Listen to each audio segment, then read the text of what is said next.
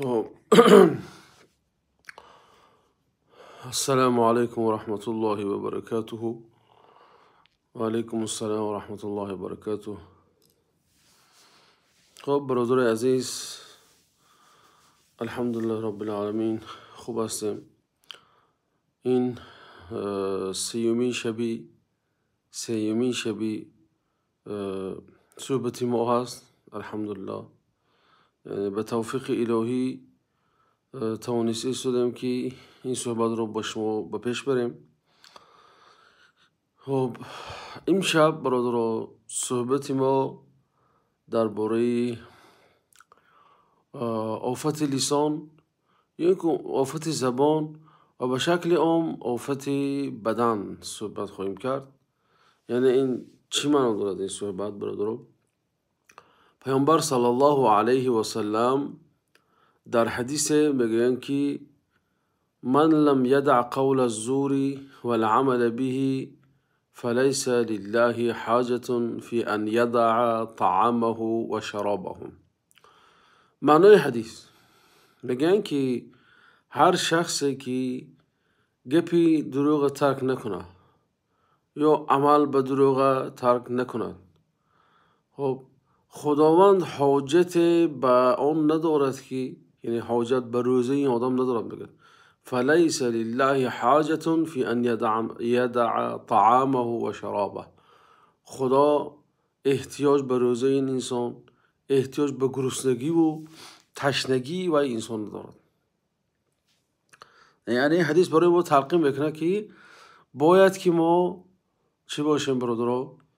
در وقتی که روزه میداریم باید که تمام جوارح ما، تمام عضو بدن ما روزه دارد، نه تنها شکم، بلکه اینجا ترغیب به روزه زبان، چشم، گوش، دهان و دیگر عضوهای بدن است.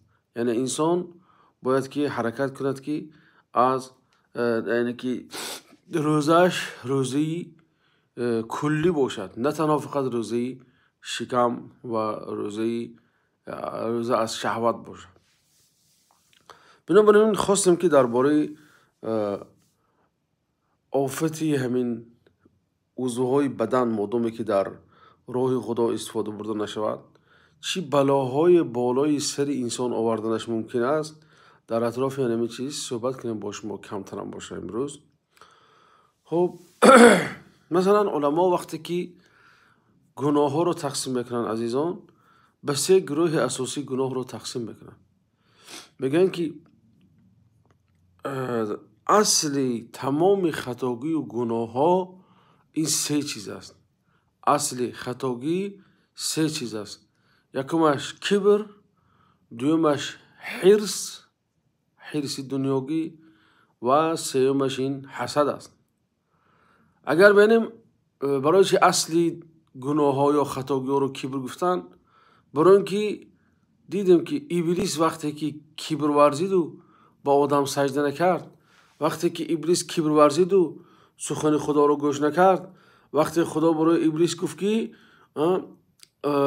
برای من همون فرشته‌ای که وجود بود گفت، خطاب کرد و با حاضرین گفت که اسجدوا لآدم، برای آدم سجده کنه. ابلیس سجده نکرد. الله تعالی گفت ما منعک ان تسجد، گفت چی چیز تو را منع کرد از اون که سجده کنی به این مخلوقی که من با دستم آفریدم. میگه الله تعالی ما منعک ان تسجد لما خلقت بیدی استکبرت ام کنت من العالین. میگه که اینجا کبر ورزیدی تو. میگه مگر شیطان میگه که قال انا خیر منهما، و اول آدم بهتر هستم، اول آدم افضلتر هستم. بینید چه خیل با خدا شروع کرد با کشمکش کردن.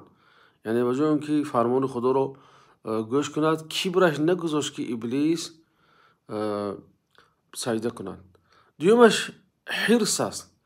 دویم اصلی خطاگی، اصلی گناه حرص. این همون چیزی است که پدرمان آدم علیه السلام را از جنت رانده کرد. یعنی که حرص سبب شد که آنها دست زنند به از همون چیز خوردن، از همون درختی که خداوند نهی کرده بود. ولا تقربا هذه الشجرة، به این درخت نزدیکی نکنید گفت الله تعالی. لیکن اونها حرصشان اونها رو نگذاشت و از اون درخت تناول کردن.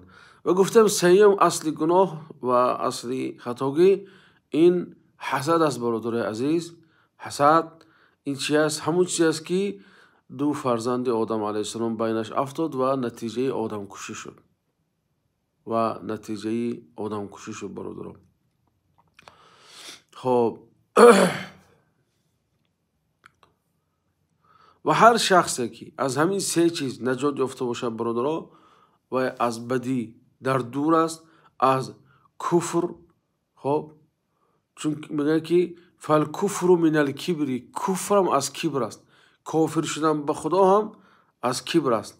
معاصی میگه گناه کردن از حرص است و بغی و ظلم از حسد است. یعنی این گپا رو معناش چی است برادر؟ کبر انسان رو به کفر میبرد. چرا؟ وقتی که کبر ورزید فکر میکنه که از همه مخلوق بهترین است، از همه انسان زیباترین است، از همه انسان تواناترین است و شروع میکند به سرکشی کردن از امر الله تعالی.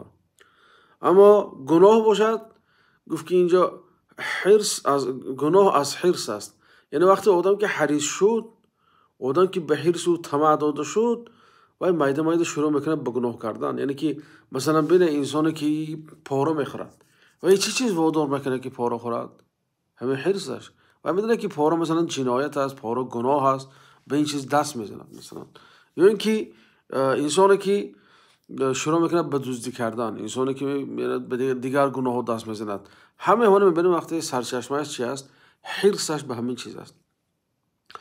و گفت که ظلم این میگه از حسد است. یعنی که وقتی انسان که حسد کرد با یکی دیگر حرکت میکنه ظلم کنند. یعنی فکر نکنید که ظلم فقط یا آدم زدن و زندانی کردن و انسان شکنجه کردن و فقط این چیز نیست. ظلم این میشه که به زبان کند انسان. خب به زبان کنه. چه ظلم به زبان بکنه؟ یعنی که وقتی حسد خورد، وقتی که انسان بد دید، مجبور میشه چی؟ در حق همون تهمت کنند، در حق دروغ گوید و برادر در حقش گپایی که ناگفتنی از کاری که کردگی نیست میگوید. یعنی با همین ظلم میکنه به برادرش. یعنی که ظلم فقط برادر رو با زدن و کفتن نمیشود، بلکه انسان میتونه که به زبان خودش به یک شخص دیگر ظلم کند. اونچنان که به دست و پایش میکند، میتونه که به زبان خودش نیز به یک شخص ظلم کنه. خب بنابراین ما گفتیم که موضوع صحبت ما چی هستین؟ آفت زبان است. و الله تعالی انسان آفرید، برای انسان عضوها، یعنی که اعضای بدن آفرید. مثلا که همون چیز انسان استفاده میبرد. اگر همون چیز درست استفاده برد، اگر به فایده خودش، البته مثلا الله تعالی چشم آفرید برای دیدن، گوش آفرید برای شنیدن، بینی آفرید برای کردن، مثلا استشمام کردن و یعنی که همه عضوها چی دارد؟ وظیفه خودش داره برادر عزیز. بنابراین در سنن در حدیث آمده است که پیامبر صلی الله علیه و سلم در روایت ترمذی میگویند که اذا اصبح ابن آدم فإن الأعضاء كلها تكفر اللسان تقول. بله برادر، بسیار حدیث خطرناک است در حقیقت. یعنی میگن که زبان، مثلا میگن که زبان این از همه عضوی شاید ناچیزترین از یک پارچه گوشت عبارت است، لیکن از همه بسیار گناه را جلب کننده، گناه آورنده همین زبان انسان است که حدیثی همین حاضر خوانده است و دلیل همین گفته ها هست. پیامبر گفتن که اگر فرزند آدم هم پگاه که میخیزد، یعنی انسان روزی نو که آغاز میکند، میگن تمام اعضای بدنش خطاب به زبان میگوید. یعنی که خطاب کرده زبان رو میگن که اتق الله، از خدا ترس. فانما نحن بک، یعنی که ما با تو هستیم. فان استقمت استقمنا، اگر تو راحت به راست شوی، برای خود راست شوی، ما راست میشیم. و این اعوججت اعوججنا. خب یعنی که همین حدیث معلوم میشه که برادرو، اصلی خطاگی و اصلی درستکاری انسان وابسته به چی است؟ به زبانش است. یعنی که زبانش است که انسان به این راه یا اینکه به راهی درست یا به جای کج میبرد. خب درباره درست یا نادرست استفاده بردن همین اعضاهایی که الله تعالی آفرده است. مثلا برادر، ما شاید بعضی فهمن که این چی دخل داره به رمضان و چی دخل داره به وای. شاید انسانایی که چخور فکر میکنن درک میکنن که مقصد ما چی است. مقصد این است که از این موضوع ها رو در این رمضان مثلا بحث کردن. همین خیلی روزه داریم که روزه ما به روش رضاگی الله تعالی باشه. همین خیلی روزه داریم که الله تعالی از ما راضی باشه. برادرم، برای اینکه الله تعالی از ما راضی باشد باید همون طور روزه گیریم که خدای تعالی میخواهد که ما اون طور روزه گیریم. یعنی گاهی میشه برادرم چی نماز باشد، چی زکات باشد، چی دیگر عبادت، مثلا روزه هم انسان میدارد فکر میکنه که تمام همین چیز داشت، تمام دیگه خدا مجبور است که اینو قبول کند از وی. لیکن آخه هر چیز شرط و شروط خودش دارد. الله تعالی شرط و شروط گذاشت برای قبول عمل. مثلا بنابراین همین کار ما کردیم ظاهرا این معنی نداره که ما تمام دیگه عمل ما قبول باشن. گویا که خدا دیگه از ما قرضدار باشه. خب ما کردیم، خب نماز کردیم، حرام و حلیش بگفتی مردم، مثلا آیا قبول است نماز به درگاه الله تعالی؟ خب یعنی که به اسلام مثلا مسلمان میگه که تقلید بندگی کردیم. خب درست تقلید بندگی کردیم، آیا همون بندگی اونچنانی که باید و شاید هست فرضاشو بجا آوردیم، واجبات نماز بجا آوردیم، سنن نماز، مستحبات نماز، آداب نماز مثلا؟ خب روزه هم از جمله همه خیلی عبادت ها هست. یعنی که چخیلی در سری همین صحبت گفتیم، انسان همین که خیزد و اخواب گوید که خب من روزه داشته ایستادم، من فلان کار کرده ایستادم، دیگه گوید که تمام عبادت بجا آورده باشد، این کار خطا هست. چون که پیامبر فقط گفتن که روزه این فقط شکم گرسنه نیست، فقط خود از شهوت داشتن نیست، بلکه خود زبان خود نگاه داشتن. چه خیلی گفتن من لم یدع قول الزور، زبان خود نگاه داشتن است. مادام که این خیلی باشد برادر، ما همین صحبت رو کرده ایستادیم تا اینکه انسان عمیق فکر کند، شکور فکر کند و همین عبادتی که در یک سال یک بار میکنه عبادت خیلی به عباره مشقت بار هم هست. من اینکه مشقت بار برای کی؟ مثلا خصوصا انسانی که کارهای جسمانی داره، برای خیلی وزمین است. مثلا انسانی که مثلا استا هست، خانه ساز است، روزه دارد هم کار کند مثلا. خب نکو همین هم روزه دارد هم کار کند و هم وای روزه قبول نشود، هم وای روزه ناقص باشد، دیگر انسان هم دنیای باید میدهد هم آخرتش باید میدهد. برای ما حرکت میکنیم که اینجا، یعنی که بعضی توجیهات و راهنمایی ها رو برای شما مثلا به عنوان ترجمه اون که از بعضی کتابا فهمیدیم برای شما پیشکش کنیم. برادر، ما مثلا دعوای مثلا علمی بزرگ هم نداریم یا اینکه دعوای عالمی هم نداریم، لیکن حرکت میکنم چون برادران نه همچون نصیحتی چه خیلی گفتیم. ما مقصد ما چی است؟ فذکر فان الذکر تنفع المؤمنین، یادآوری کردن است فقط. من میدونم که اکثر شما اینطور میشنوید، میدونید، هر سال گوش میکنه، لیکن شاید که انسان فراموش میکنه، شاید انسان با اون کاری دیگه مشغول میشود، انسان شاید یعنی که بعض وقت غافل میشود. برادر غافل میشود، هم برامون غافل باید تنبیه داد، غافل باید بیدار کرد از خواب. برامون وقتی که این کتاب های علما رو نظر میکنیم، مثلا خصوصا همین چیزهایی که اعمال قلبی میگن برادر، در کتاب های ابن القیم خیلی زیبا است. مثلا خطاب میکنه میگه که یا مغرورا بالامانی، ای اون انسانی که با آرزوها مغرور شده ای. تمام من دیگر همین نماز خواندم دیگه من جنتی هم، دیگه من روزه کردم من جنتی هم. یعنی که اینجا اسلام یک منظومه هست، یک سیستمی هست که اینش به اینش چی هست وابستگی داره،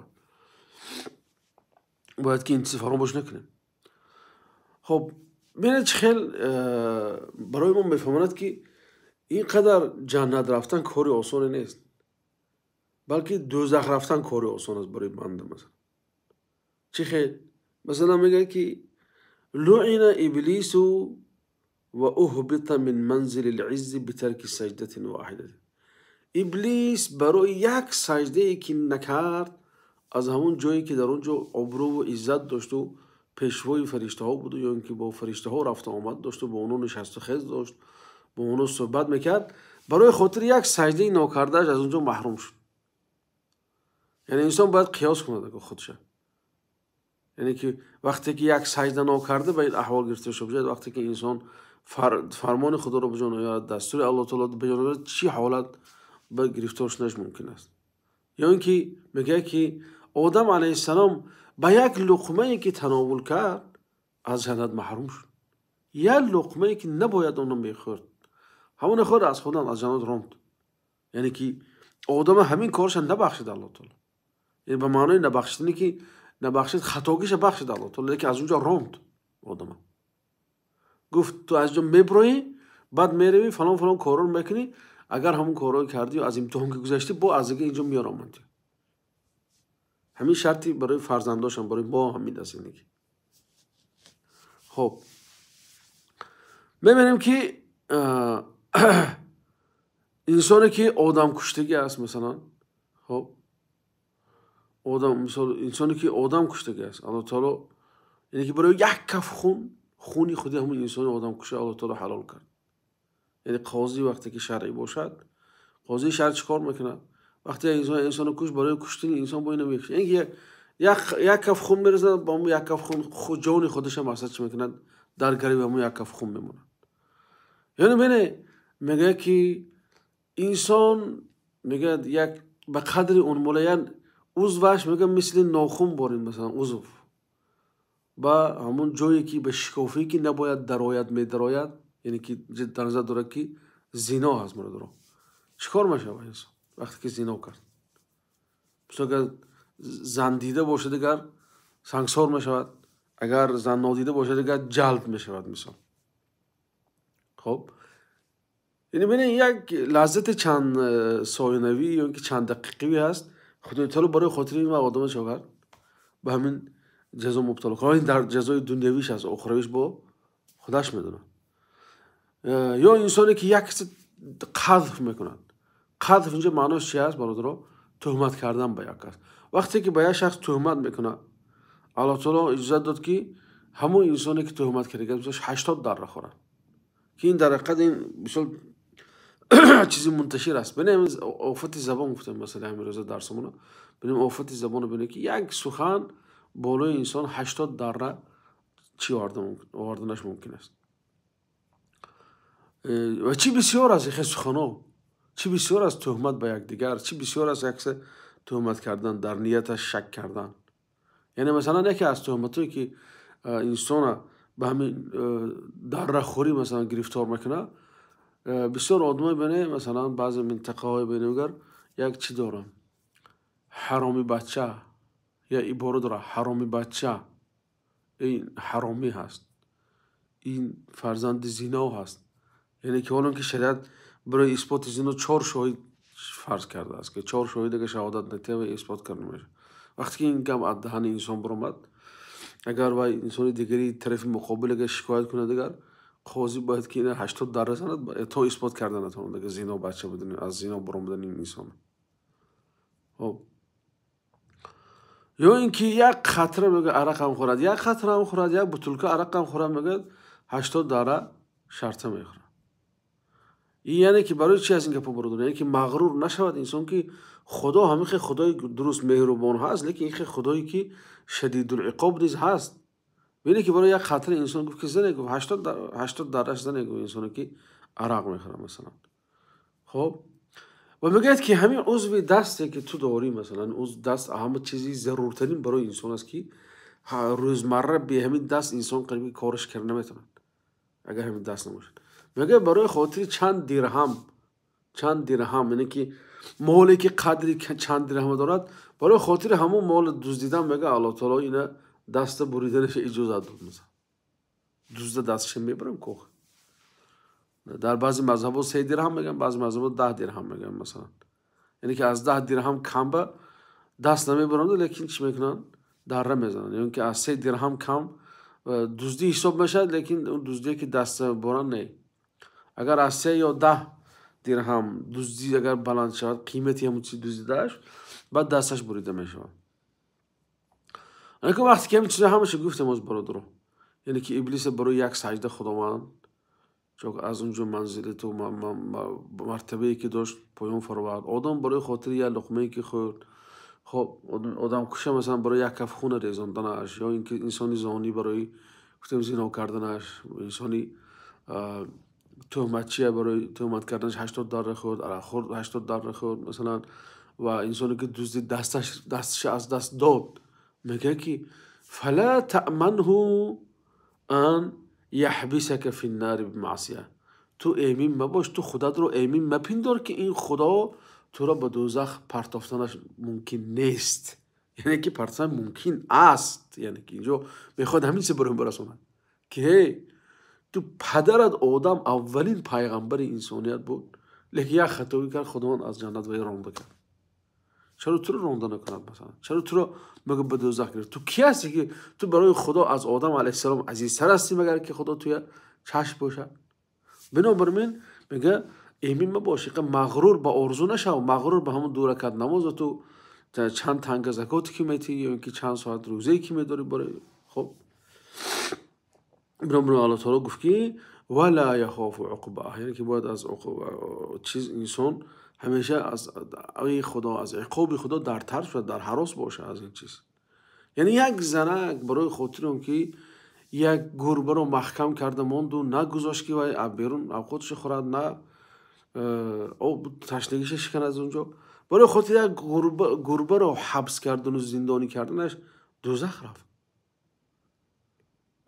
شاید از در امتهای پیشینه شاید در نظر ما گربه رو محکم کردن سی عادی باشه، لیکن بینه که الله تعالی برای خاطر همین یه انسان دوزخی کرد.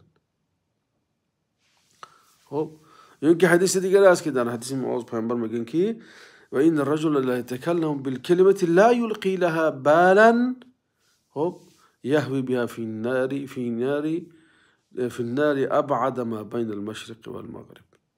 حدیث بخاری است. یعنی که میگن که پیامبر علیه السلام در حدیث ابو هریره، انسان یک کلمه گپ بزند پروایی و گپ ندارد، لیکن میگن که همون کلمهش وی وارد دوزخ میکنه، همون کلمهش میگه وی سرنگون به دوزخ میبره. بنابراین آفت زبان این خیلی آفت وزنین است. انسان باید که از آفت زبان دور شد. زبان خودش لجام زدن همه کار مشکل تر است. یعنی مثلا انسانی است که گناه نمیکنه، مثلا گیریم که انسان زناکار نیست، انسان دزد نیست، شاید که امانت دارم هست، نمازاشو میخونه، روزاشو میداره، زکاتشو همون وقت، لیکن یه مینوس داره که مثلا خبرکشی میکنه.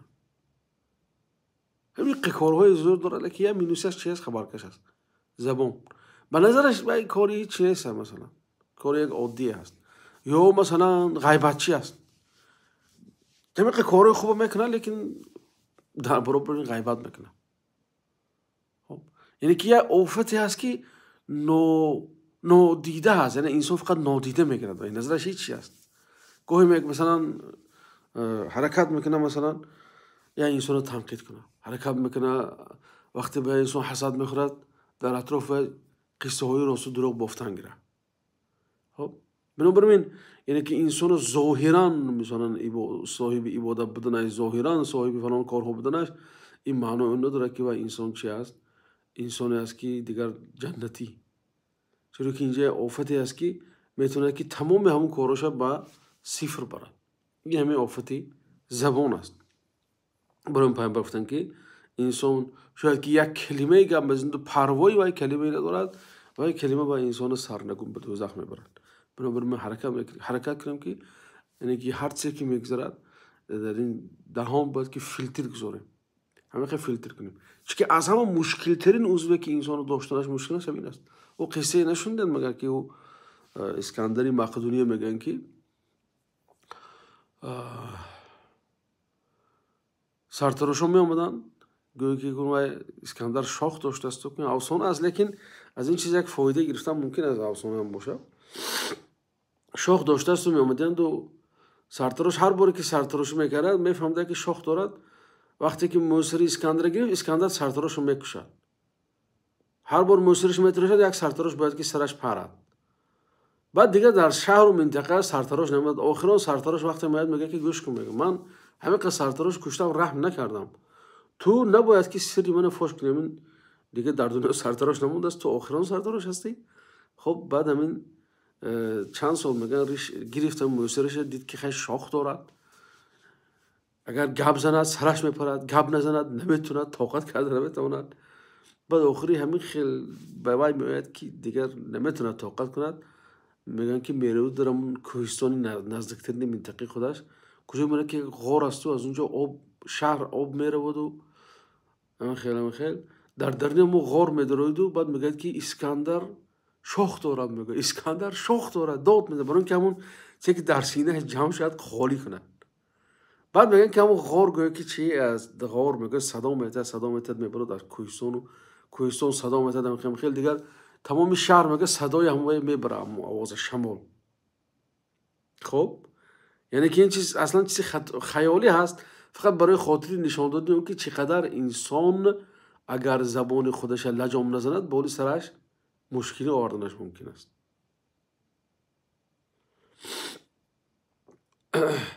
یا اینکه مثلا یک قصه آوردگی به فکرم سعدی آوردگی است که یک انسانی بود که غلام داشت و غلامش میفروشد در بازار. میبینن که غلام خیلی تنومند است، قد بلندی، مثلا کارشایم است، یعنی که شکلش شکلی کاری هست، خیلی مثلا جذاب بود شکلش. میگن که وقتی بازار آورد، در بازار سودا میکردن، صاحب غلام گفت که همین غلام گفت یگان گفت عیبی نداره، گفت فقط عیبش همین است که خبرکش است. گفت خیلی آدمی که غلام خرید گفت خبرکش خیلی برای خودش است، گفت بین خودی غلام میشنن صحبت میکنن، خب با ما گفت هیچ ضرر نداره، این میبینید کاری منو میکنه، هیزم میشکند، مثلا خونه میسازد یا وای میکنه، کارهای خونه میکنه، گفت برای من مقصد تنومند است، باید که کار کنه. پروا نکرده همین مثلا خبرکش بدنیش. وقتی آورد خونه، دیگر خونه مایده گپی زنه به شوهر، گپی شوهر بزن، گپی اینه به این، گپی اینه به این، گپی اینه به این، برد اخیر طلاق شد دیگه، آدم کشی شد و خونریزی شد و این آن. یعنی اول نظرش نگرفت که خیلی خبرکشی، لیکن خبرکشی آخرش همین است. خبرکشی آخرش با خونریزی و خبرکشی آخرش زندانی شوی و خبرکشی آخرش فلان و بسمدان است دیگر. برای همین روزه داشتن اساسی با همین زبان بشود. همه میتونند. همون خیلی مقال تاجیکی هست میگه که همین گاو گوسفند هم میگه اوقات نتی که خب میگره، میگه بشوره تا و همون دادند. انسان هم میتونه درست هست. مثلا به این هم مثلا به روزه هم مثلا انسان هستن که رژیم میکنن، خوشون نگاه میدونن مثلا برای هر خیلی نیت ها. لیکن روزه شرعی که الله تعالی از ما طلب کرده است، این فقط روزه شکم و صوم شکم، صوم شهوت نیست، فقط بازان نزدیک نشدن نه، بلکه صوم جوارح هست، یعنی که عضوهای بدن نیز روزه داره باید.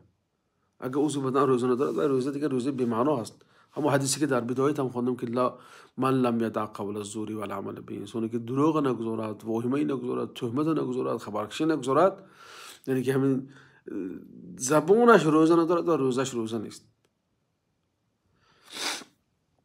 برای مشکلی و همین است صوم، یعنی که ما گفتیم که صوم این مکتب است، برای همین است که انسان تربیت میده. بغیر از اینکه تربیت نماز شب یاد میده، تربیت نماز مثلا تراویح، قرآن خواندن، با قرآن بدن و مثلا با گرسنگی رو در راه خدای تعالی تحمل کردن، برای ما تعلیم میده که زبانت هم دار، زبانت دار انسان. یعنی که بین همین انسانی که زبان رو نمیدارد، همین برای وقتی که چی هم شنیدگر انسان هم شنیده میگه بیمه می لقیه پیش که هم نزنون میگه که همه خبر میکشم، مثلا باور رو بکنم این برادرت همسینفت مثلا هم نشینات هستن که اینکه پیش این گم نزنه که همه خبر میکشم، میگم مثلا این یعنی که انسان اصلا باوری انسان رو میبره مادامی که انسان کنترل به زبان خودش نداشته باشه. خب میگه عمر انسان با آخرش هست، عمر انسان با آخرش هست و عملش هم به خاتمش هست. یعنی که همه خیلی دعا هست که بسیارتر مستفیدای ما انسانای خردمند ممکن که الله تعالی آخری کار رو بخیر کنه. آخری کار رو بخیر کنه الله تعالی. چرا؟ یعنی که چرا آخری کار رو بخیر کند؟ سوال میتیم برادر، سوال منطقی برای خاطر که انسان آخری کارش بخیر شود. یعنی که انسان به هر چی که مشغول باشد همون چیزا مثلا چی در وقت وزنین ترین حال یکم چیز به همون یادش به همون چیز میزنه. بنابراین میگن که چرا میگن ذکری بسیار کن، چرا میکنن بسیارتر لا اله الا الله و اشهد ان لا اله الا الله حول ولا قوت و سبحان الله و الحمدلله. برای چی؟ برای اینکه انسان وقتی که در مشکلی و در وقتی سکرات موت و جانکنی رسید، در وزن جانکنی رسید، حتما اون چیزا با یادش اومدن میگیره. یعنی که برای خاتمه نیک میاره همین ذکری بسیاری که انسان بکنه. البته ذکری که باهوش باشه. خب برای چی خاتمه حال گفتیم برادران؟ برای اون که مثلا یک انسان نماز خونده است، نماز خوند و التحیات رسید. خب التحیات رسید، اخیری نماز التحیات، بعد التحیات دیگه دعای و سلام است، صلوات و دعا. میگم التحیات اون طهارتش شکست، همین قدر نماز کرد، مثلا نماز تقریبا 90-95% نماز تمام شد، لیکن در آخر آمد و طهارتش شکست، خون برآمد، باد برآمد یا اون دیگر چیز شد که انسان طهارتش شکست، دیگه نماز چی میشه؟ داریم حالا ویران میشه. نماز چیکار میکنه؟ از نو طهارت میکنه، از نو نماز میخواند و انسان. بنابراین الاعمال بالخواتیم، یعنی که عمل به آخرش صبح، آخری کارش صبح است و کار آخرش اگر تغییر نشود، اگر اولش بیکار میشود. یعنی معنی این گپ چی است؟ باید که ما حرکت کنیم که خاتمه ما خاتمه نیک باشه، یعنی که مرگ ما مرگ نیکی باشه که توانیم که در نزدیکی مرگ، در حالت مرگ به الله تعالی چی روی بیاریم. الله تعالی کمین کلمه برای ما نصیب کرد اصلا وقتی جان دادن اشهد ان لا اله الا الله و اشهد ان محمد رسول الله. همین وابسته به همین زبان است. آفت زبان گفتن برای همین. اگر همین زبان لجام نزنیم برادرو، این لجام به این زبان که بی لجام شد، دیگر خانه ها ویران میشد، عائله ها ویران میشد، دوستیگری ها ویران میشد، انسانیت ویران میشد. یعنی کلمه به اینکه تأثیر سخن از بمب هم بدتر از تاثیرش میکنه، وزن‌تر است برای انسان و انسانیت. همین تمام جنگ هایی که بین انسان ها شده است، از اول تاریخ تا آخری تاریخ دیگه بگن، اساسش زبان است. همه یگان پادشاه، یگان ملت، یگان چفتگی است. این ملت تو حالی من نمیخوام میگه با میشه جنگ بین همون دو مملکت مثلا، اینش اینش دعوا میکنه، اینش اینش، همون زبان است. یعنی که همین زبان نباشد این چیز نمیشه. بنابراین زبان مشکلی است برادرم، مشکلی است برای اینکه انسان باید لجام زنیش مشکل است و انسان باید حرکت کنه که زبانش چی کند، لجام زند تا اینکه عاقبتش بخیر شود. یا مثال دیگری برای خاطر اینکه چه خیلی با خاتمه عمل انسان تاثیر داره زبان. مثلا انسان بیاو روزه داره از صبح، بعد وقتی غروب نزدیک شد، حالی تا غروب مثلا 10 دقیقه مونده است، خیلی نخوردم بس از دیگه روخی من این روزه بعد از 5 دقیقه یا 10 دقیقه وقتی افطار میشه گوید خورد مثلا روزش چی میشه حکمش. بنابراین عمل به خاتمش از آخری کارش صاحب از گفتی مردم. خب یعنی هر شخصی که با خدا روبرو میشود در حالی که بدیه کرده است، خب در آخری عمرش با بدی کارش به خاتمه میبخشد، با همون شکل با خدا روبرو میشود. بنابراین خیلی مهم است که انسان در جوانی خصوصا مشغول به طاعت باشد، به عبادت باشد، زبان خودش گویم که سوار شود و خودش زبانش استفاده برد، به نیکی استفاده برد. در این حالت انشاءالله خدا رو به شکل روبرو میشود که به انسان به طور روبرو میشه که خداوند از وی راضی است و دیگر مرگ نیک هم برای و انسان نصیب میکند. خب یعنی بین همین چیز همین قدر انسان را تاثیر داره که گاهی میشه که بالای انسان همین قدر چی می آید برادر، نیکی ها می آید.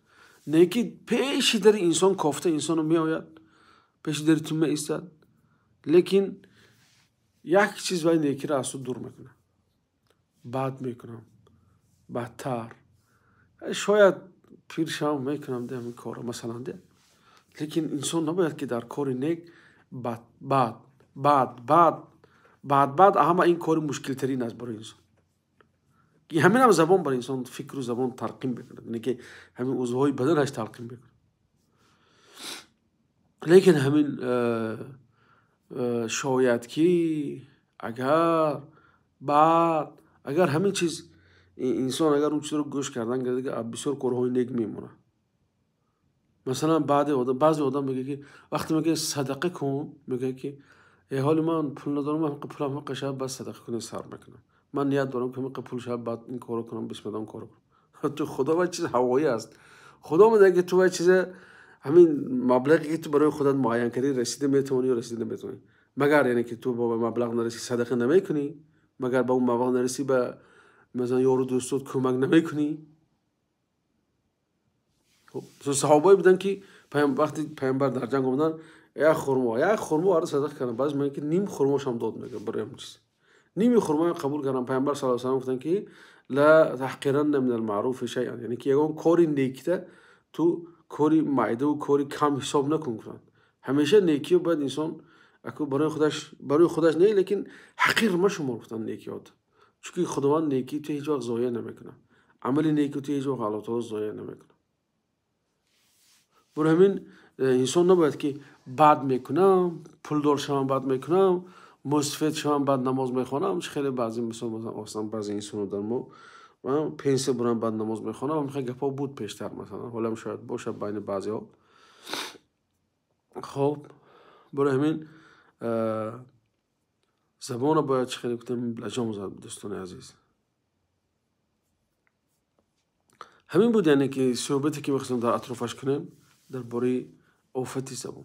برای همین اگر خواهیم که روزی درست شود، اگر خواهیم که روزی پیامبرانه شود، روزی ما مقبول درگاه الله تعالی شود، باید که تمام عضو بدن ما روزه گیرد، نه تنها شکم، نه تنها فرج، بلکه باید که دستم، پایم، گوشم، چشمم، زبانم، از هم مهم زبان باید که روزه گیرد. و برادران روزه خیر دست و پا این است که انسان چیزی حرام نقبد، به سوی حرام حرکت نکنه. چشمم ندیدنی حرام است، روزه گوش نشنیدنی حرام است، و روزه زبان چه خیلی گفتیم تلفظ نکردنی چیزهای بد، خبرکشی و تهمت و چیزهایی که سبب میشد به ویرانشوی معامله انسان ها و معامله برادری انسان ها با یکدیگر. همین بود برادران چه که میخواستم میشه با شما در میان گذاریم. انشاءالله باز شبهای آینده در اطراف بعض دیگر مسئله ها، اون مسئله هایی که برای ما مهم است، یعنی که برای خاطر درست شدن روزی ما مهم است، هم مسئله رو مطرح میکنیم. خیلی گفتیم هدف ما یعنی که اول نصیحت به خودمان است و نصیحت و قصدن کنیم که حد الامکان راهنمایی برای برادرها هست که ما مثلا فرصت داریم، یعنی که 27 روز دیگه فرصت ما هسته برای ما، 26 روز دیگه که فرصت داریم که خودمان رو اصلاح کنیم هم در همین ما، چون که در این ما انسانی که مغفرت نشد وای بر حالی وای است. خیلی که در ما حدیثی که از جبرائیل علیه السلام اومده است که پیامبر صلی الله علیه و سلم بالا منبر بردن و وقتی قدم میزدن بالا منبر میبرآمدن 3 بار آمین آمین آمین گفتن. یکی از اونجا اونی که گفتن که رغم انف امرئ ادرک رمضان ولم یغفر له، یعنی که بینش به خاک مالیده شود همون شخصی را که رمضان دریاب کرد لیکن مغفرت نشد گناهانش. یعنی که یک موسم خوبی رو از دست داد، موسمی که الله تعالی در شب و روز رمضان الله تعالی بنداش میگه که دیگه در این مغفرت گشادگی است، بیاید توبه کنه، بیاید گناه کنه، بیاید مثلا در این مکتب تعلیم گیرید و یعنی که تمام سالتون رمضان کنه، نه تنها یک ماه بلکه تمام سالتون رمضان باشه، تمام سالتون از گناه داشتن باشن. خیلی الحمدلله که مثلا میبینیم بین مردم مثلا وقتی که رمضان میشه بیا که رمضان همین گپ نکنم، همین گپ نگویم، که فلان کارو نکنم، میگه اقلا حرمتی همین ماه رو مثلا بعضا چی میکنن اعتراف میکنن، همین حرمتی ماه رعایت میکنن که البته درک میکنه که یک سخنش میتونه که هم روزی بیکار کنه.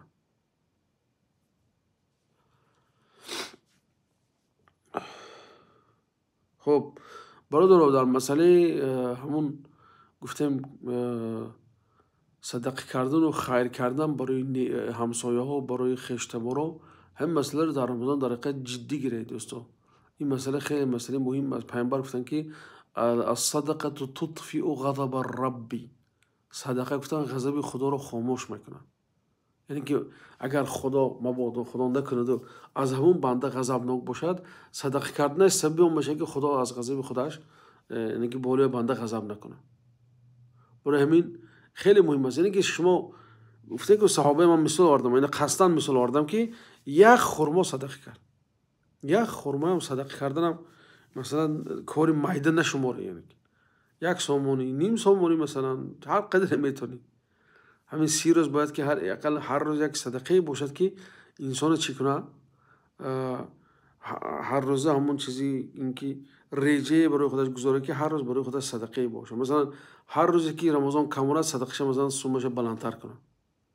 امروز مثلا یک پگه 110 تین، بساطو 120 تین، بساطو 140 تین، همه خیلی تا آخر ماه رو که هر قدر که فرصت کم ماند باید که صدقه زیادتر شه به اون بیچاره به اون کم بغلو، تو اینکه شاید که دعای اونها سببی چی میشه و انسان پیشروی کارش میشه، سبب مغفرتی گناهاش میشه، سبب عفو گناهاش میشه. یعنی که نباید بنده این عمل ها رو نادیده گیره. خب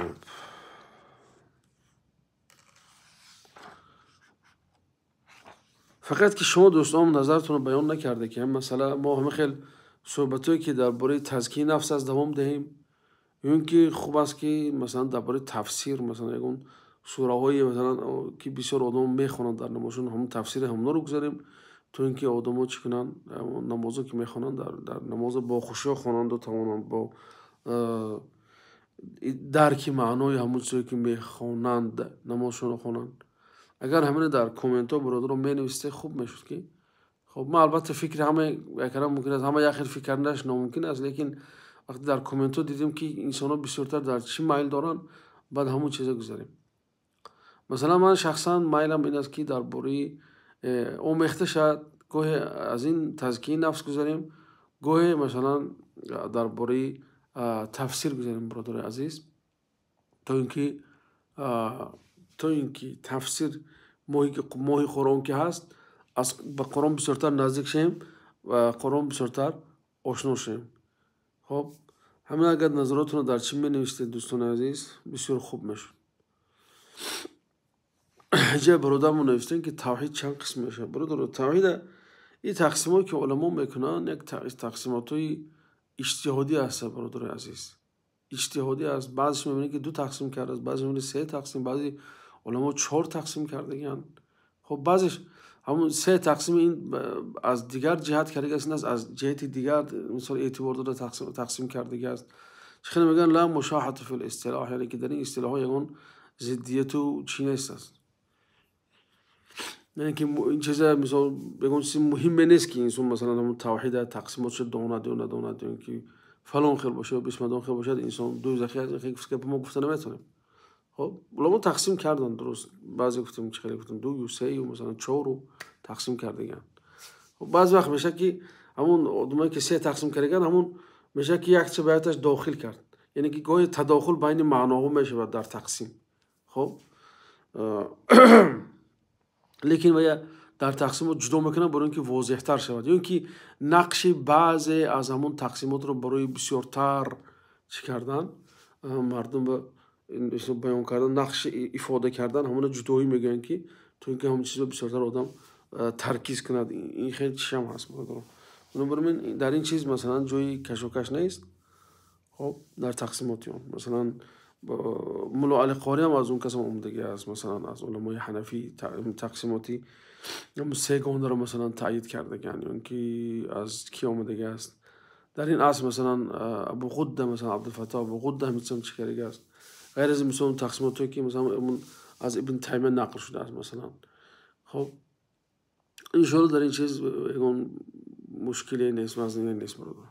خیلی انسان ها میگن که خب اینجا برادر ابو حنیفه رحمت الله علیه میگه چند بار ختم میکردن برادر. یعنی که ما اگر یادتون باشه در شب یکم گپ زدیم در اطراف ختم قرآنی مثلا گذشتگان یا شب دوم گپ زدیم که یعنی بودن انسانهایی که هر روز یک ختم داشتن، بودن مثلا انسانهایی که از گذشتگان مثلا 2 روز ابو ختم میکردن، 3 بار ابو ختم میکردن، مثلا در دهه آخر میگن که هر روز یک ختم میکردن. خب برای همین برای مثال هم زدیم که گفتیم که این آز ما مثلا میشینیم به تلفن میشینیم ساعت ها مثلا چقدر وقت مگذشت نمیدونیم، اعتبار هم نمیتیم به گذشته وقت، چون که محبت به همین چیز بسیار شده است. مثلا یعنی که اونها باشن همین قرآن همین چیزشون بود، یعنی که به قرآن میدرآمدن ساعت ها می نشستن برای اونها قرآن خواندن مشکل نبود. متاسفانه حاضر برای انسان ها یک چیزی که وزنی باشه وقتی میگه که ختم قرآن کن میگه که من خواندن نمیتونم، من اینکه خب من گفتم خواندن نمیتونم اقل گوش کن حاضر. یعنی که چی شده است اینم یوتیوب هم داره، اگر مثال قرآن پارا پارا جز جز تقسیم کردیم مثلا که هر روز یک جزء گوش کنیم مثلا یک ختم قرآن میشه برای انسان.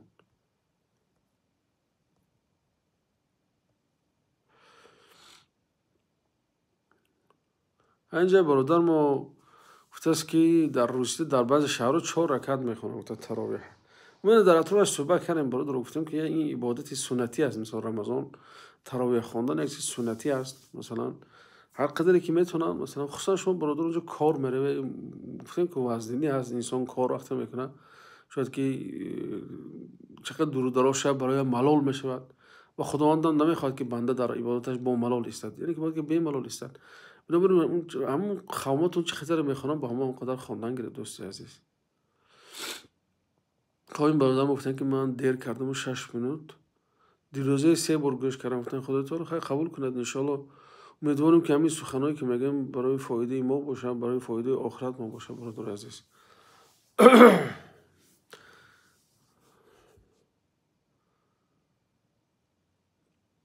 خب اینجا برادر گفته است که در آب فیلتر شدگی و این آنو اگه در رسی همه خیلی شکل میشود، میگه برادر آب از دیگه تازه کرده میشود، یعنی که خود اون فیلتر است منوش خواهم تازه کردن است. آب که تازه شد دیگر استفاده بردنش جایز میشود دوستی عزیزم، دیگه اصلا که علاج هم نداره شما غیر از این استفاده بردن میگیره آب را. خب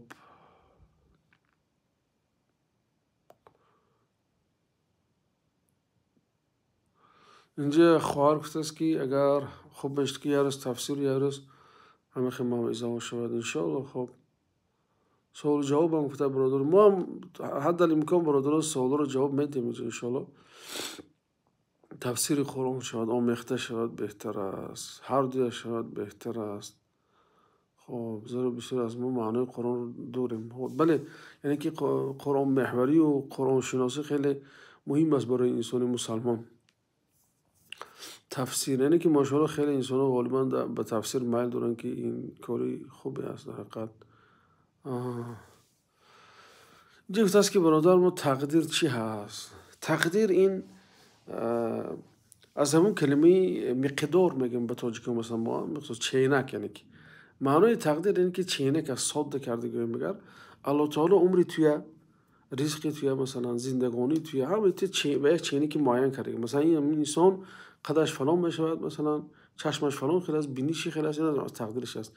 رزقش مثلا در همین از تولدش تا فلان وقته این قدر رزقش است، مثلا که فلان تونه همه آدم برین بخوره تا مردنش، فلان تونه گوشت میخوره، فلان تونه مثلا نان میخوره، همه رو الله تعالی باید چینکی معین نوشتگی است در همون تقدیر انسان. تقدیر همین است، یعنی که عمل کنیش مثلا که همین انسان نماز خون میشه یا بی نماز میشه، نمازش ایقه میخواد ایقه قضا بشه، همه اینا به تفصیلاتش در تقدیرش نوشته شده است. یعنی که تقدیر معناش چه نک است، چه نکی نه تنها عمر انسان بلکه همه چیزی که به انسان متعلق است. خب اینجا برادر گفته است که استاد من زکات خود رو به خریدن مسجد در اروپا دادم، میتونم تاجیکا در اروپا جای برای مسجد ندارن. برادر عزیز مسجد یعنی که زکات نمیشه در مسجد و مدرسه صرف کرد در مسجد، بلکه زکات همون 8 قسم معین داره که به همونو صرف کرده میشه، از این بیرون صرف کردنش ممکن نیست. گرچه که احتیاج هم داشته باشن باید مسلمان‌ها از صدقات خود این کارها رو کنن، نه از زکاتی که الله تعالی خودش باید تقسیم کرده. در قرآن گفته است که انما الصدقات للفقراء والمساکین والعاملین علیه والمؤلفة قلوبهم وفي الرقاب والغارمین وفي سبیل الله. همین 8 قسمه که خواندیم خدا گفته است که برای همینا داده میشود، دیگه برای غیر اینها بیرون از اینها داده نمیشود. خب برای مسجد، برای آباد کردن مسجد از مال زکات استفاده نمیشه، برای آباد کردن مدرسه از مال زکات استفاده برده نمیشود، لیکن برای طلبه های مدرسه داده میشود. طلبه ها وقتی کم بغل باشند میشد که برای اونو زکات ده. خب زنده باشه، افتخار شما زنده باشه برادر. خب اینجا گفته است که زکات مال حالا به غزه روان کنیم میشود. گفته است برادران میشود. بسیاری علما از همین فتوا درستن که با زکات مال به همون غزه فرستانی. گفته خب البته اینجا میماند مسئله همون جمعیت هایی که میفرستن، مثل اگر جمعیت ها قانونی باشند و برایشون مشکلی های قانونی ایجاد نکنه در همون جایی که بوده باشتن، خب اگر توانه که مثل برای اون کمبغل بیچاره رسونیگر، خب از چی گاز منم در مصر هم چقدر ماشینا ایستادن، چقدر یاردم رفته ایستاد، از میگن که درآمد ایستاد از یاری ها. اگر همین چیز تشکیل کنه خیلی خوب میشه، مثلا تونه که همین کار به جا بیاره براتون یکم مشکلی ایجاد نشود، مشکلی امنیتی. البته کاری خوب است این چیز، چون که همه جایی که احتیاجی بسیار دارن برادرایی که در اونجا هستن، برادرای مسلمانی که گرسنگی دارن، تشنگی دارن، آب ندارن، دارو ندارن، لباس ندارن، طعام ندارن، در خونه که اصلا خانه ندارن، هیچی، از هم محتاج همونه. مثلا از چی علمایی که هستن، مثلا از هیئت علما و دیگر و هیئت علمای عالمی و همه اونها مراد گفته شدن که از چند سال است که میگن که همین قدس از همه جایی که از اون محتاج به همین چیز هست. خب برادر الله احسن کنه. خب اینجا سلام دادن امام گفته برادرو که مثلا باید که امام دو طرف سلام تیا بعد ما سلام تیا گفته یا اینکه نه، یعنی که ما این وابستگی دارد به همون امامات خیلی تقسیم کرده این چیزا که همون سلام بعضی هر دوش یک حساب میکنن، بعضی مثلا علاوه حساب میکنن بعضی علما. برای همین وقتی که یک طرف سلام داده یک طرف سلام میتن، دوم طرف سلام داده دوم طرف، بعضی انتظار میشن و دو طرف سلام داده بس سلام میتن. خب این چیز اینقدر چیزی نیست برادران. مقصد چیزی نیست که انسان برای این کشمکش کنند، یعنی که میشود که انسان اما مسجدی که هستی، جایی که هستی، مثلا برای اینکه فتنه نشود به همون شکلی که مردم نماز بخونن همون خود نماز خوانیم برادران. الله تعالی نگهبانتون باشد ان شاء الله تا شب‌های آینده. السلام علیکم و رحمت الله و برکاته.